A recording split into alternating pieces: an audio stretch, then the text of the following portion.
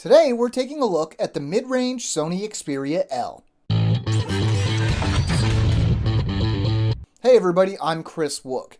Now the Sony Xperia L is a stylish mid-range phone in a sea of less stylish mid-range phones. But is that enough to help it stand out? Let's dive into the review, starting with the specs.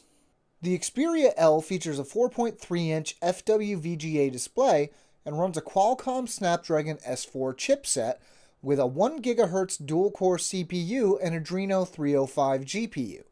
For memory, we have 1 GB of RAM and 8 GB of internal storage, expandable by microSD. We have an 8-megapixel rear-facing camera capable of 720p video capture, and a 640 by 480 front-facing camera. Powering everything, we have a 1,750 mAh battery. Unlike a lot of other mid-range phones from other manufacturers, Sony doesn't make any sacrifices in the design department with the Xperia L. One of the most distinctive features is the concave shape of the back of the phone, as it almost gives the entire phone a curved look. All of the hardware buttons like the volume rocker, the power button, and the camera shutter button are placed on the right side of the phone.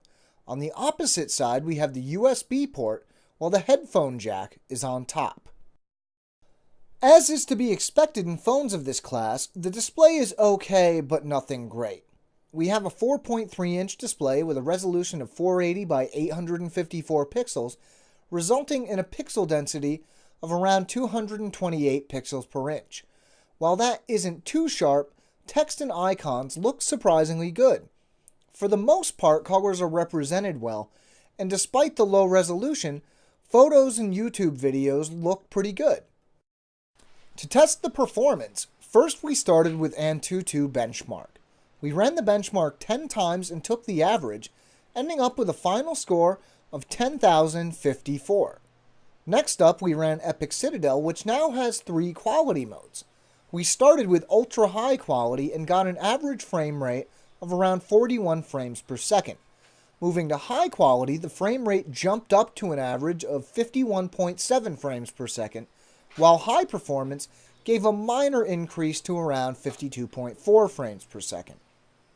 Real-world performance was solid, and scrolling between home screens and in the app drawer gave us no performance hitches. Apps launched quickly, and light gaming was no problem. The Sony Xperia L runs Android 4.1.2 Jelly Bean and is skinned with Sony's custom UI, which seemed to feel a little snappier than TouchWiz or HTC Sense. Changing the theme changes the color of the illumination bar, which is a nice touch. In addition to the stock Google apps, Sony has included a few of its own like Walkman, Album, and Movies. A few other apps are included like NeoReader, the very cool File Commander, and AA Stocks, which should appeal to the more fiscally minded buyers of the Xperia L. While the idea of an 8-megapixel camera might sound cool, especially with the good reputation that Sony's image sensors have, there isn't anything especially interesting about the Xperia L's camera. Colors are well represented enough, but images tend to be on the fuzzy side. Low light performance isn't great, and the included LED flash isn't much help there. The same problems carry over to the 720p video capture. The auto brightness changes very quickly and very noticeably, but motion is fairly smooth, though there doesn't appear to be any image stabilization present. Sony claims around 8.5 hours of talk time for the Xperia L, which we've found usually matches up with moderately heavy use. This seemed to be the case here. Around 5 hours of fairly heavy testing brought the battery down to around 33%, while shooting and lighter testing on a different day brought it to just 61%. Real-world use should keep it running longer.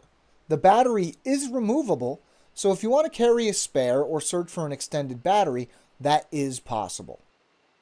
In the end, while its general performance is right in line with a whole bunch of other mid-range phones we've looked at, what might give the Sony Xperia L a chance is its unique sense of style. Now, everybody has different tastes, so it might not appeal to you, but it is definitely worth a look. If you'd like to know more, we have an in-depth written companion to this video at AndroidAuthority.com. You can find the link to the article down in the description. If you enjoyed this video or found it useful, maybe share it with your friends or give it a like. If you want to stay caught up with everything we're doing, make sure to subscribe to our channel. I'm Chris Wook for Android Authority, and as always, thank you for watching.